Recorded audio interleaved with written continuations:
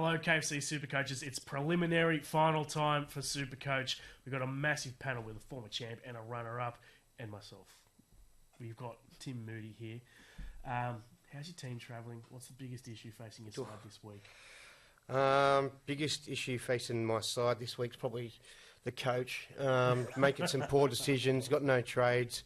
How are we travelling? No good. Yeah, no good. It's been a tough year. So just learning the lessons from this year to try apply them to next year.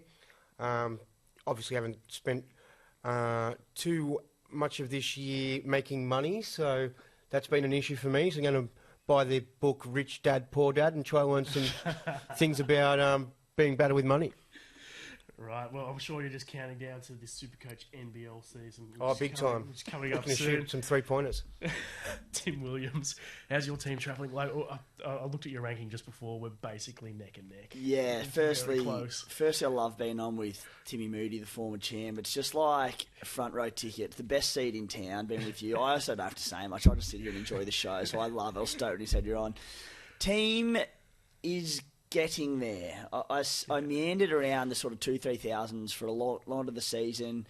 Had one terrible week, dropped to about 7 or 8k, and I'm clawing back to 4,800 overall. Quite well set up for the next 3 weeks. Depth is okay. Got some money in the bank and some trades, so pretty happy. But I'd like to make a few more moves and knock you off in particular in the run home. Yeah. That's at the top of my list as well. With 4 trades left, my issue is my team's pretty good. I'd just be fiddling around with my 17. I wouldn't be actually bringing in anyone to improve my side. So I still think I'm just going to wait and hope that there's this massive resting thing that happens in round 27 or next week everyone's stuffed with all the Rabbitohs out. The only move I might make is Sonny Luke getting nuffed out so I can use the loophole. Yeah, I think that people are really going to be caught short next week with Bunnies players. And obviously everyone's set up differently. I know my team has 5 South Sydney Rabbitohs players in it. I would love to make one certain trade this week, and I'm sure we'll get to that at some point. But You can tell us. Or do you not want to? No, I can tell you. I'd really want Dallin Watene-Zelezniak. I'd love to bring him in this week. But again, like if I do that, I'm trading out someone that I probably don't need to trade out, someone like Jesse Ramian. Someone else who's very playable and could easily outscore Dallin this week. I do think Dallin's a play, but I'm looking at next week with the Bunnies, and I'm just going, no, I've got 3 trades left, and along with a couple of nuffs in the team, and if there's any suspensions, injuries, restings next week, I'll need probably 2 trades. So I'm holding fire, I think. Oh, no. Look, I think you've got to have a little bit of fun. Yeah. I knew think that you'd say that. Dallin Watene-Zelezniak, that mop, that hair, it's so fun. I've got him in my side. Yeah, great bloke to own. So fun. And, I mean, Ramian's a little bland. You can get rid of that. Don't worry about it. Have a go. Get him in. I've got Mulatalo, who I could get rid of, but I'd need 2 trades to get into anyone else because I've got no cash. So, and if I'd enough out Luke, that would be 3 trades just with fiddling in 1 week. And I've got a boost left as well. So I'm just hoping that something crazy happens in round 27. Plenty of chat coming through on Facebook and on YouTube as well. We're going to pimp your teams.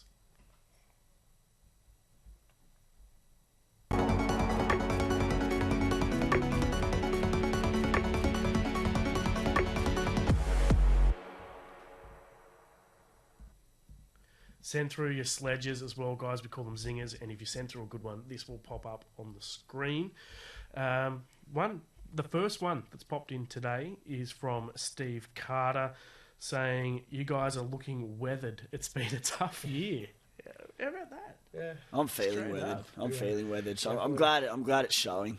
That's good. You're glad. Look at my face. I've been in a brawl. Tough night with the chilies going down last night. Yeah, I think. it was probably would be a little chipper, night. obviously. Yeah, late night for everyone. Best 2 fullbacks for this week: Gutho, Latrell, or Drinkwater. Start with Gutho. Looks like he's going to have the goal kicking duties, but he's missing his boy in Mitch Moses. Latrell just hasn't. He's been close, but hasn't quite been there since he came back from injury. And the last one was Drinkwater. He's got the Sharks, which is a decent matchup, but it's not great. People are selling Clint Gutherson this weekend. I think they're mad. He gets the goal kicking against the Rooster side, who, sure, they're slightly resurgent, but let's face it, they've been pretty ordinary this season. You mentioned him lose his boy Mitch Moses. He also has his boy Dylan Brown back and Mike Acevo. that Parramatta left edge is one of the best in the competition. So when Gutho's sweeping out the back of Dill Brown and he's got Sevo to finish there, I think Gutho's one of the better plays this week. Obviously, if you're looking sort of overall and you're worried about the 2 weeks to come, there's the buy in round 27 and Penrith next week, so not a long-term play, but as a 1 week only play, I like Gutho. Yeah, I like him this week. I reckon he'll step up and want to have extra touches and better involvements and feel like he needs to ice plays and stuff. So, yeah, good one. The question that's coming through a lot is what's happening with Munster this weekend. So the deal is his wife is due to give birth early next week, so he's going to travel with the team and see what happens. They've got some contingency plans there, but there is the potential that Munster may not play this week. He's planning to play, but we're at the whim of the gods there. What are your plans? Do you have Munster, and would you bring him in? Do you have him? What are your plans? VCC? I have Cam Munster, and God, I want him to play this matchup.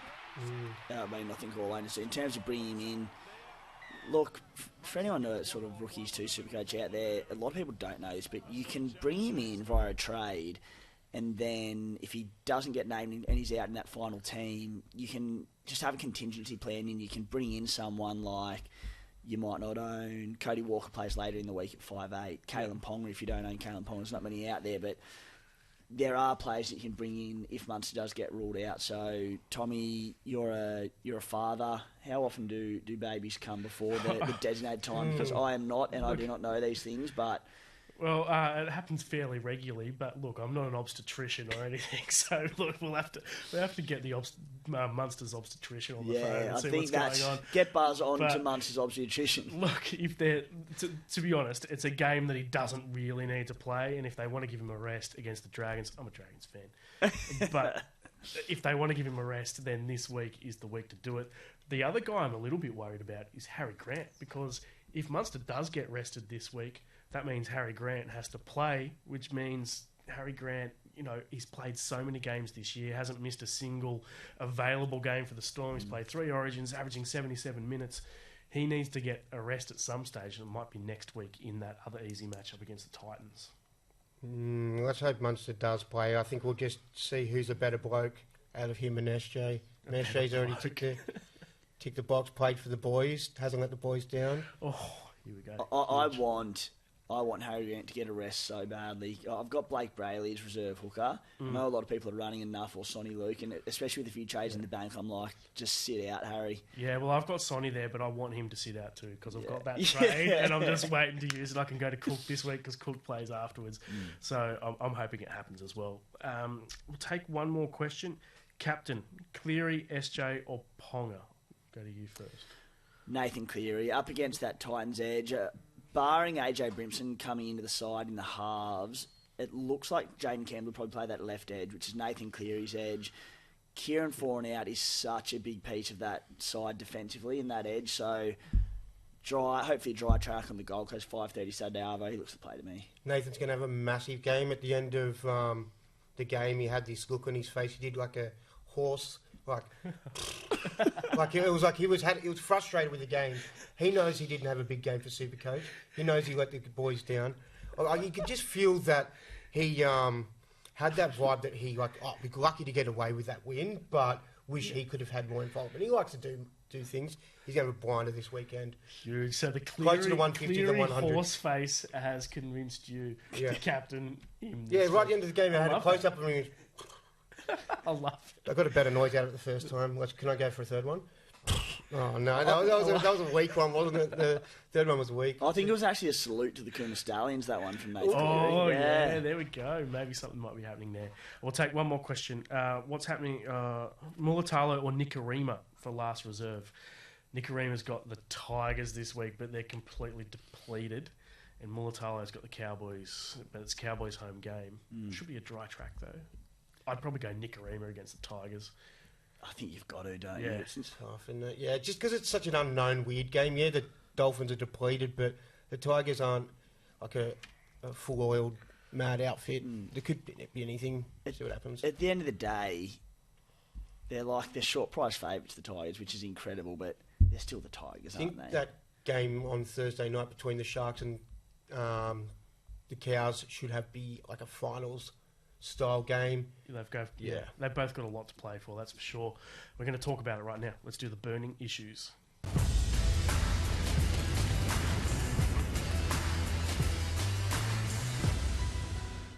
Right, Nico Hines. It was a bit of a tough week for captaincy last week with a lot of the guys not doing what they have done for basically all season. Nico ended up with basically a half ton. How do we feel he goes up against the Cowboys in a Cowboys home game? So it should be a dry track, but they don't have the home ground advantage that they enjoy so much at PointsBet Stadium. I skipped Nico last week and sitting through. To do that, I had to avoid VCing or obviously seeing Nathan Clear, and I sat through the Thursday night game, saw him go low.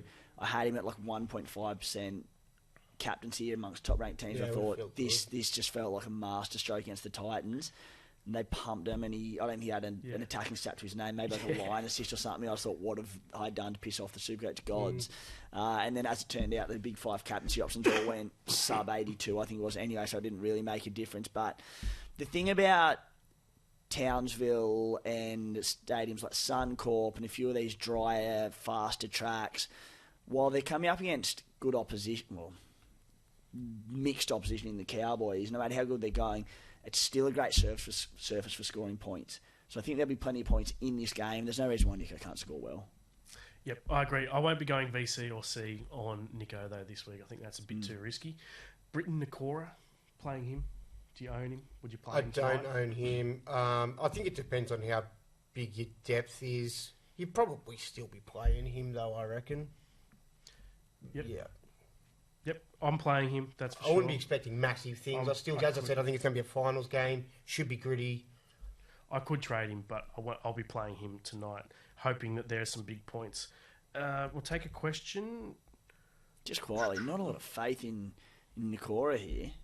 Averaging 72 this season on a tear, and you blokes just I'm trading him out. I'm sounded like you were saying you were forced to play him or something. Jeez. Yeah, I'm pretty much forced to play him. I'd happily trade him. I don't know. I kind of look at him as like an upside guy. You know what I mean? I know he's been going all right, but I just sort of I think there was a couple of low scores that have just sort of sat in my mind, and I know that he's got them in him, and I just feel like that might be. It's a bit weird. Like, he's always scratched the surface of being a SuperCoach gun over the years, Nicola. And the thing that changed from this year to last year, aside from obviously a handful of extra attacking stats, his base went up from sort of late 30s, early 40s to it was up towards the 50 mark early in the season, even higher. What sort of coincided with his lower scores the last few weeks? His base stats being obviously tackles and runs.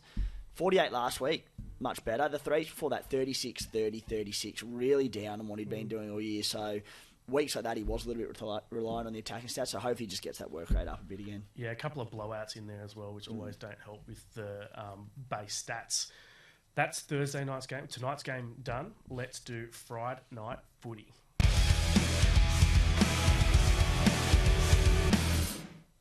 Warriors v the Sea Eagles. So many SuperCoach relevant players here. The big question is whether Charles Nickel-Clockstad is going to play. All eyes are on 6 p.m. tonight. That's when their squad cut is. SJ potentially in a little bit of doubt. He had a minor quad injury and didn't kick goals. That's all we're going on there.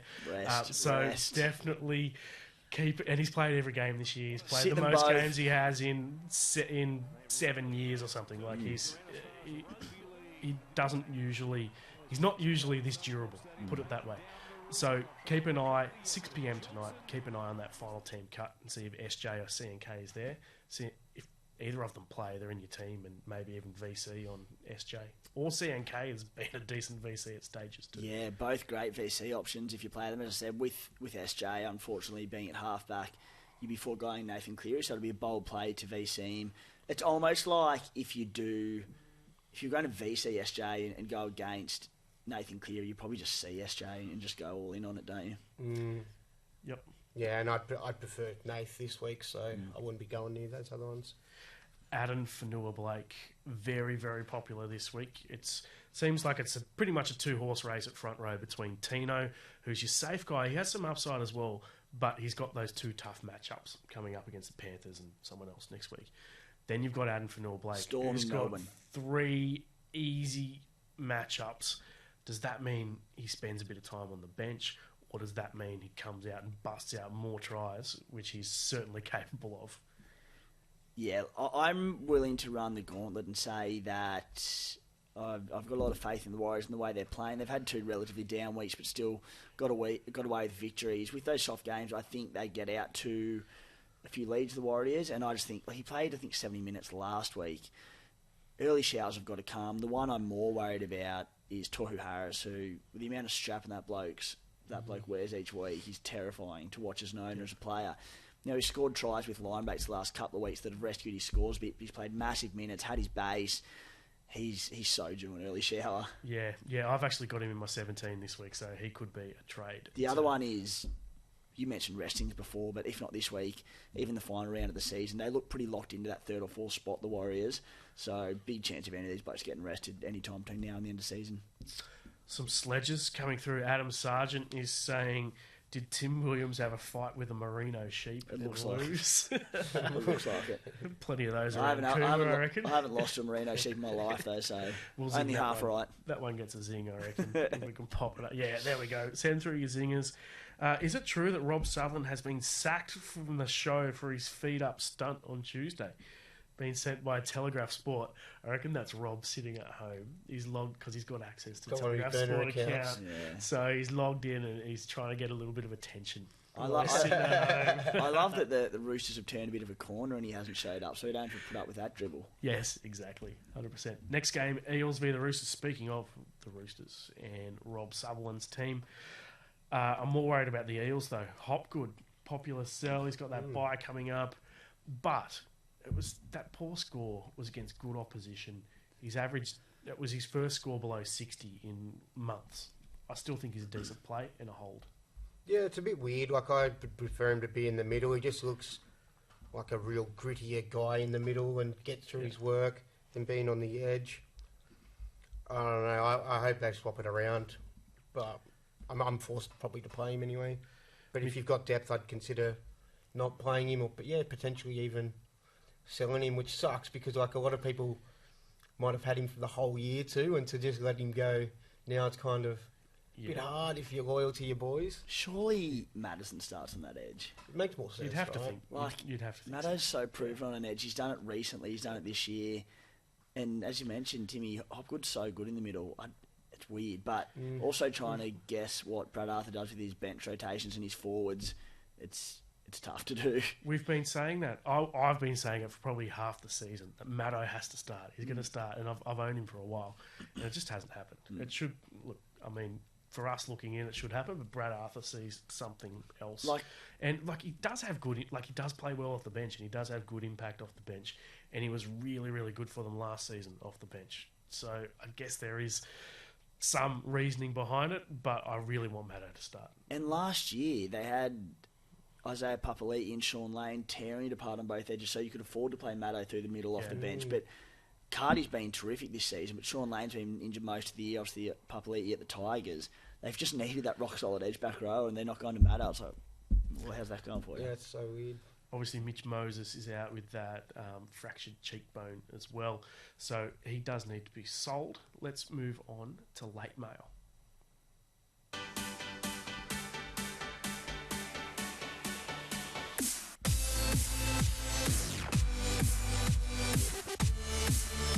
We mentioned it before, but Cameron Munster is in doubt with the impending birth of his child. I've got him down as a VC or a C option if he does play, but we'll keep an eye on what happens with the Storm. They've got their 24-hour cuts relatively early, so hopefully we know. We'll wait and see. VC or C on Munster this week? No, because I think I'm locked into Cleary in the game before. Are you thinking you might bypass Cleary? I was thinking VC on Cleary and then C on Munster, which would mean bypassing Ponga, which I don't really want to do, but I also want to make up some ground. Yeah, it's because they're both late in the game. You've had a look at it. You'll be able to still make that happen. Be able to bring someone off and bring someone onto the field. Yeah, nice. You can make it work. I've only got 18 players, so it's pretty easy at this time of the year. Also, Schuster in the back row. I brought it up on Tuesday's podcast that I'm kind of keen to see him play in the back row and see how he can go for next year in SuperCoach. And I got shut down big time. by Joe Nadab and Rob Sutherland. What are our thoughts on Schuster in the back row as a starter for next season? Yeah, exciting to see. Well, all 2021 he played back row for Manly, averaged 61 points there. Just going through his numbers now, like not bad for a bloke who's still developing. If he will likely become an 80-minute back row for him next year, and he'll be cheap. I much prefer him in the back row where at least he's forced to get through some work and roll up the sleeves a little bit rather than prance around and pass and chip chase. Yeah.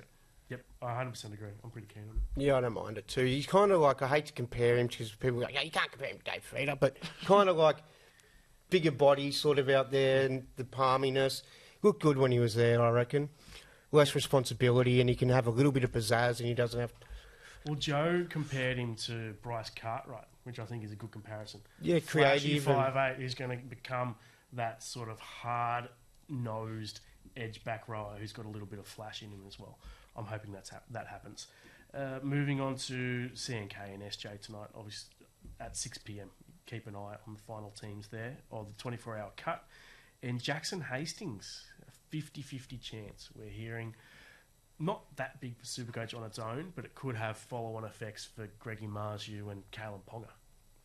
Yeah, I think so. We saw last week, Hastings lasted about 20 minutes before going off injured, and then the right edge saw a lot of better ball. Tyson Gamble got a double there. Dane Gagai got a really good try. And Marju, who I think he had about 20 runs, but none of it was in that real good attacking territory that we've seen off the back of, Ponga gets a lot of the plaudits, putting the final touches on the plays, and particularly the Supercoach scoring. But Hastings was pulling the strings there in tight and sort of drawing in the defenders, tightening up the line. So for anyone who everyone owns Ponga just about, but even Greg Marju owners, for that left edge, you want Hastings playing in attack in particular. Yep, let's hope it gets cleared. Guilty pleasures.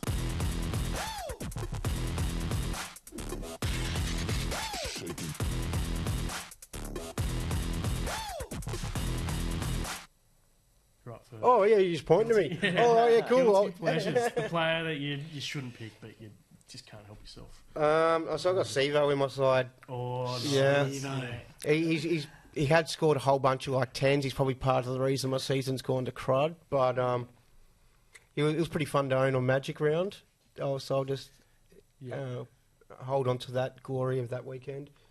But I'm excited to see him get a little bit of a run towards the back end of the year. For me, my guilty pleasure is just holding trades. For some reason, no one's really jumping out at me, and I'd need to make two trades to. Do you know what? I reckon people like yourselves that have got trades are just holding on to trades, just like to hold them, just so you can keep saying you've got 3 trades each week on your pods and stuff. The podcast and showing off, having 4 trades. It's all about keeping the numbers on the podcast. There's something to talk about. Yeah, exactly. Got 3 left. Guilty pleasure this week. This week, it's probably just wanting to play Ryan Madison, even though I know I probably shouldn't. It's a much better matchup than last week. But look, if he's off the bench, I'll be very reluctant to do so. If he was starting, 100% playing. But we've seen him score so well off the bench in the past. But I do think last week, that Broncos game, they got towed up. There was 9 or 10 tries in it. Minutes were limited. So, but yeah, just still probably playing Maddo. The old club too. Might want to... I love picking a player playing his old club. Yeah, fired up against them. Yeah. And they're a bit depleted as well, so he might need to stand up. Look, he's currently my 17th player in the 17th, so I'm in a very similar position to you. Let's do Coach Captains.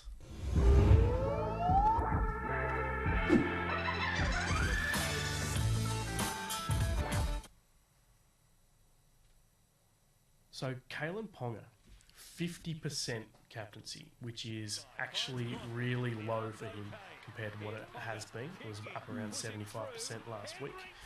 So, you wouldn't say a pod captaincy option, but a lot of people are jumping off after what was a pretty crazy week for captaincy last week.